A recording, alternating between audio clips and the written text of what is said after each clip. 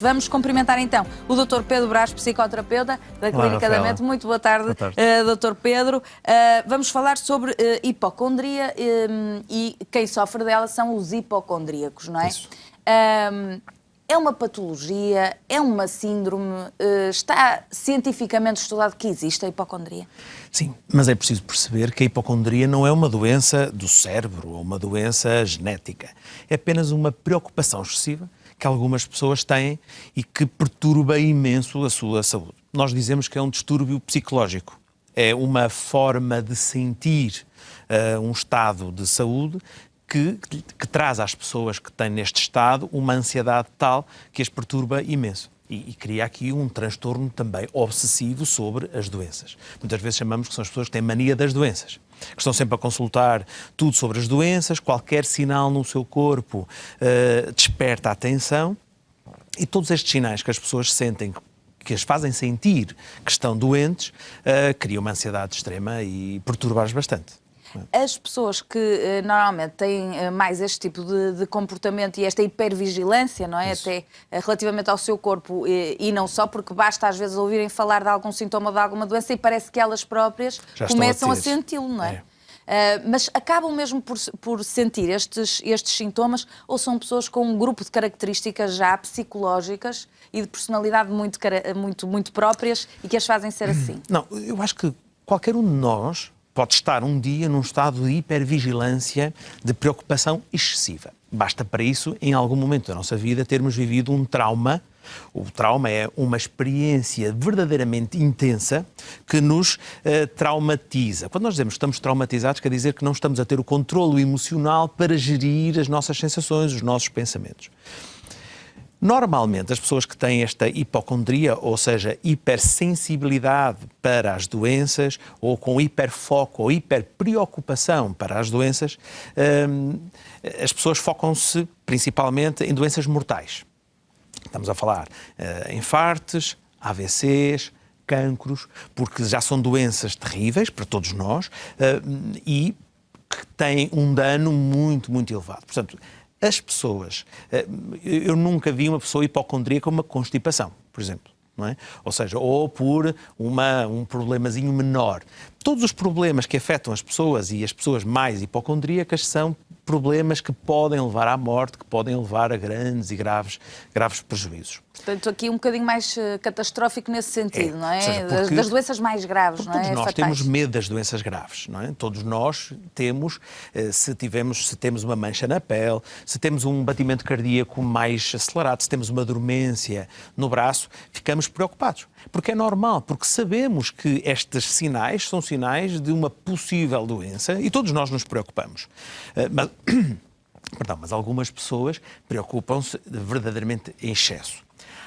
Como falou há bocado e bem, às vezes quando nos começamos a preocupar de uma forma muito intensa num determinado sinal, aquele sinal começa a aparecer. E às vezes não estamos doentes, mas a nossa própria preocupação faz-nos parecer que estamos doentes. E o mais evidente é os infartos. O que é que acontece com os infartos? O nosso coração é um órgão que todos nós sabemos que é um órgão dos mais importantes que temos. Raramente os sentimos a bater bastante, as chamadas taquicárdias. Portanto, quase que nem o sentimos, não ligamos muito à sua existência. Ele existe. Se tudo estiver a correr bem, nem damos por ele, não é? Mas todos nós sabemos que quando temos um infarto, as pessoas que têm um infarto, o coração começa a bater muito, há dormências no corpo e é muito grave para a nossa sobrevivência. Mas às vezes o coração bate muito forte, ou seja, com taquicárdias muito fortes e que não é sintoma de nenhuma doença grave. Por exemplo, por causa da ansiedade. Às vezes, quando estamos ansiosos, a ansiedade é um estado de energia, em que o nosso corpo reage com muita energia, e a energia provoca também que o coração bombeie mais o nosso sangue. E quando estamos em estados de ansiedade muito elevados, o coração bate muito. Só que algumas pessoas, quando o coração começa a bater muito, assustam-se com o próprio batimento cardíaco. E o próprio medo, o próprio susto que têm do batimento cardíaco, faz entrar em pânico. Só que o pânico traz mais ansiedade e a ansiedade faz os batimentos cardíacos mais ainda. E é um ciclo vicioso que se cria na mente humana com o medo do nosso estado cardíaco. Só que qual é o problema? Cada vez que eu penso que posso estar a ter um ataque cardíaco, este medo faz com que o meu coração bata mais rápido e quando eu sinto o coração bater mais rápido, tenho a evidência de que não estou bem e que o meu coração pode estar mesmo a ter um ataque cardíaco e entra aqui novamente num ciclo. Podem estas pessoas chegar mesmo a sintomatizar, não é? Ou não o ataque cardíaco, ou seja, esta preocupação excessiva e as taquicardias que provém dessa preocupação excessiva não provoca nenhum dano ao coração, não provoca nenhum infarto, nem ataque cardíaco, mas o medo gera-se de tal forma que as pessoas quase sempre vão parar ao hospital. Eu muitas vezes digo na brincadeira que a psicoterapia devia fazer um acordo, um protocolo com os médicos do coração, não é? Com os cardiologistas. Porquê? Porque os cardiologistas frequentemente recebem pessoas saudáveis que vêm queixar-se que têm picadas no coração, que o coração tem arritmias, que tem vários problemas de coração e depois os cardiologistas veem que não tem problema nenhum. Porque afinal, porque essas pessoas têm a preocupação excessiva que as levam a sempre a procurar ajuda. A preocupação às vezes é tão intensa que quando os médicos dizem não, você não tem nada, você está bem, não acreditam. Eles não acreditam. E vão isso a outros médicos. Isso é o estadio máximo da pessoa hipocondríaca, não é? Já nem não acredita acreditar nos próprios médicos, porque os médicos sabem que estas preocupações muitas vezes são excessivas, mas a preocupação da pessoa é tanta que eles ficam a acreditar, bom, este médico não conseguiu perceber a minha doença, não avaliou bem a minha doença, vou procurar outros médicos. E andam sempre a procurar médicos para validar o seu problema de saúde. Agora, se às vezes nós até brincamos e dizemos tu estás com a mania das doenças e aquela pessoa que ainda a dor de cabeça começou, já está a ir a correr a tomar os comprimidos e depois são aquelas pessoas também que leem muito as bulas, não é? Sim. E andam sempre e qualquer coisa que sentem vão logo a pesquisar, lista de sintomas, a ver, e depois há uma série de doenças, não é, que pode aparecer com um sintoma simples e é uma chatice, ficam a pensar naquilo. Mas às vezes nós tendemos a desvalorizar isto e a brincar e a achar que, ok. Mas há pessoas que isto acaba por ser obsessivo e acaba por tirar qualidade de vida às pessoas. Portanto, isto depois pode ser, sim, uma patologia de saúde mental. E muito grave. Nós estamos aqui a falar, quando nós falamos já em mania das doenças ou uma preocupação excessiva, há vários graus. Há uma preocupação quase normal, por exemplo, agora com esta questão do Covid, todos nós andamos preocupados, andamos de máscaras, estamos sempre a lavar as mãos, segundo os requisitos dos médicos, não é? E ainda bem que o fazemos, ou seja, estamos preocupados, ou seja, a preocupação é um estado normal também, quando é real, mas o nível e o grau de preocupação, de mal-estar que estas pessoas têm, muitas vezes é verdadeiramente limitador. Há pessoas que estão constantemente a medir as pulsações para tentar perceber se o coração está bem ou não. Há pessoas que estão sempre a olhar para a sua pele para ver se tem algum cancro. E isto diariamente, constantemente. E não é por piada, não é por não ter mais nada que fazer, não, é por uma preocupação séria. Vão ter consequências... Ninguém é mais afetado com esta condição do que a pessoa que tem esta Claro, porque a preocupação é constante. E muitas vezes falamos nos transtornos obsessivos compulsivos e a hipocondria é um transtorno obsessivo-compulsivo, em que obriga as pessoas a estarem constantemente focadas no seu estado de saúde, com medo de ter doenças, entram em estados de angústias extremos, muitas vezes, em pânico constantes e não têm nada.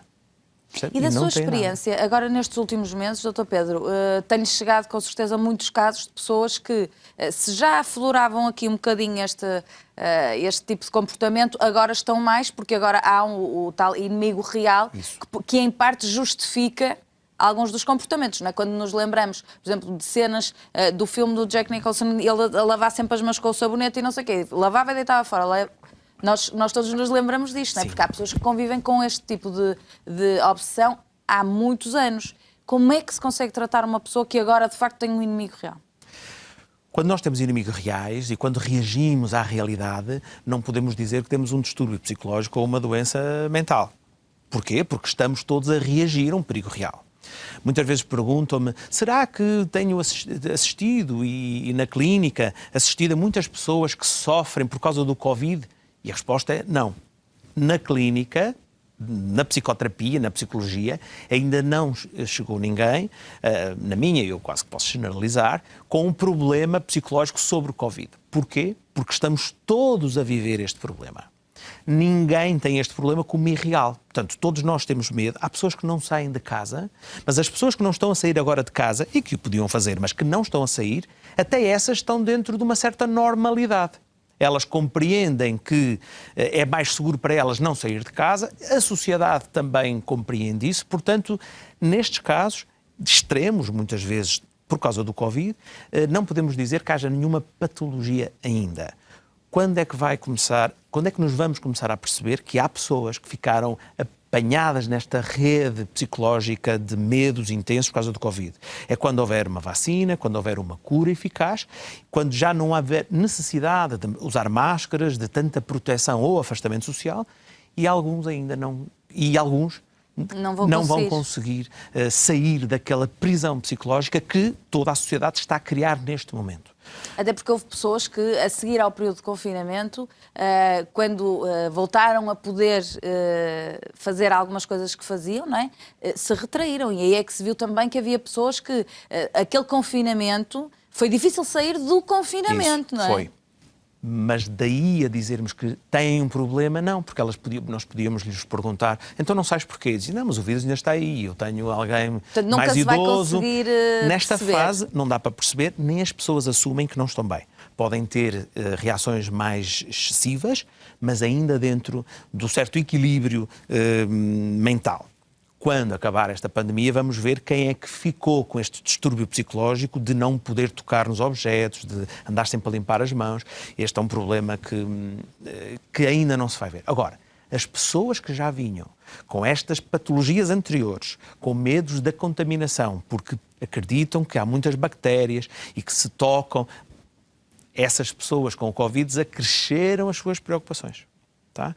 Mas lá está. Mas esta parte das preocupações do Covid ainda está dentro da certa normalidade. E como é que a psicologia e a psicoterapia podem ajudar estas pessoas que já antes da pandemia tinham estes comportamentos? Como é que se trata, vamos dizer assim, um comportamento obsessivo-compulsivo relacionado aqui com o estado de saúde, esta designada Isso é muito hipocondria? importante saber, porque a mensagem que temos que passar para as pessoas é que este transtorno psicológico tem cura, tem tratamento. Não quer dizer que seja fácil. Às vezes as pessoas, quando me ouvem dizer que tem tratamento, tem cura, as pessoas dizem, então é fácil. Não, eu não estou a dizer que é fácil. É um processo, a psicoterapia é um processo que ajuda as pessoas a superarem estas dificuldades psicológicas. Mas não é fácil, é um processo. Como é que se trata? Temos que perceber então que todos os transtornos obsessivos, incluindo estes com as próprias doenças, nascem sempre de duas situações. A situação maioritária que potencia estes estados são os ataques de pânico. Os ataques de pânico, já falamos muitas vezes nisso, são estados traumáticos em que as pessoas vivem sensações tão fortes que ficam traumatizados com aquela experiência. E esse trauma depois desenvolve medos irreais, medos de que não se conseguem gerir e que são os potenciadores destes estados de hipocondria quando as pessoas têm um ataque de pânico, sentem o coração bater tão rápido, ficam extremamente preocupados com o estado do coração, com as tonturas, com a respiração, enfim, com vários episódios. Portanto, trata-se a hipocondria da mesma forma que se trata os ataques de pânico, ajudando o indivíduo a processar estes medos traumáticos que eles próprios não conseguem gerir, vindos de experiências traumáticas. No entanto, também há mas há um conjunto de pessoas que adquirem esta hipocondria através do exemplo. Não é? Muitas vezes as crianças são hiperprotegidas, em que os pais dizem tem cuidado porque podes morrer. E quando se diz a uma criança que pode morrer, muitas vezes elas não gerem muito bem isto da morte. E quando a criança percebe mal o cancro, porque alguém da família morreu com cancro, alguém da família morreu com um infarto. Aquele conceito vai sempre quando a criança associado... gera mal, a certa altura a mente fica muito sensibilizada à questão da doença e da morte. Veja só, um dos grandes eventos que ocorreram, penso que foi 2007, salvo erro, que potenciou bastante o medo do ataque cardíaco. Ainda hoje eu atendo pessoas com este medo por causa deste evento. Foi a morte do Faer, aquele jogador do Benfica, que morreu do ataque com infarto no meio do campo. Toda a gente estava a assistir a isso e o choque que muitíssima gente teve. Pela primeira vez viu uma morte em direto de um jogador jovem, saudável. O choque de ver e de assistir àquela morte em direto fez com que essas pessoas começassem a concentrar-se nelas próprias e perceberem, terem a consciência sobre o seu coração. No entanto, é uma consciência errada. Poucas pessoas, felizmente, morrem de infartos tão jovens como aquele. Ou seja, nós não nos devemos preocupar muito com os infartos. Temos que nos preocupar, mas não em excesso. Mas depois de visionar um ataque cardíaco, um infarto em direto, da forma como foi falado, muitas pessoas ficaram com este medo intenso de também ocorrer nisso com eles. E depois, este mediatismo também, parecendo que não, mesmo as pessoas mais tranquilas e que de todo têm este tipo de comportamentos, a verdade é que, e reportando agora para o que se passa na atualidade, a verdade é que nós estamos a ser bombardeados 24 sobre 24 horas com este assunto, não é? Com as doenças, com a morte. Esteja atento, proteja-se, ok. E sabemos que é isso que temos que... Sim. Não nos podemos esquecer disso, mas depois há o outro lado da moeda, que é preocupar-nos em excesso ao ponto de podermos ficar... doentes com isto e bloqueados, até manietados mesmo, não é? O que eu mais receio, que eu ainda não consigo ver ou perceber as consequências que surgirá desta pandemia, é os medos que as crianças estão a ter agora, que não estão a conseguir gerir agora, e as consequências que vai ter no futuro. Mas eu lamento imenso as crianças. Porque devo só confessar-lhe que tenho um exemplo próximo em que as professoras já pediram aos pais para, de facto, começaram a ouvir frases para miúdos de 4 e 5 anos que não são muito normais. Portanto, os miúdos ou ouvem o que os pais dizem, ou os familiares, ou muitas vezes está a televisão ligada, mesmo que esteja baixo, ou no rádio, eles vão captando tudo. E depois dizem frases com esses conceitos que eles não compreendem, da morte, da doença e do vírus e do coronavírus, que eles não percebem bem. Imagine uma criança de 4 anos neste momento na pandemia. O que a mãe ensina uma criança de 4 anos não tem o discernimento sobre a atualidade e não percebe que isto é uma pandemia temporária por causa de um fator externo muito identificado. Mas uma criança de 4 anos, a realidade delas não me chegou a mudar. Porque há um ano atrás ela não tinha a consciência de si mesma, nem sabia, mas aos 4 ou 5 anos começa a ganhar consciência. Imagina o que está a dizer uma criança de 4 anos, dizendo assim, não podes tocar no copo de alguém, tens que lavar cada vez que sais e entras de casa as mãos, se tocares em alguém, se alguém te tocar na roupa, tens que lavar a roupa com água quente. Enfim, a criança vai aprender de que sujar-se é muito mau, que estar em contacto com os outros sem máscara é muito mau, cumprimentar as pessoas é mau. E não sei se os pais estão a explicar à criança de que é mau por enquanto, depois vai ser bom.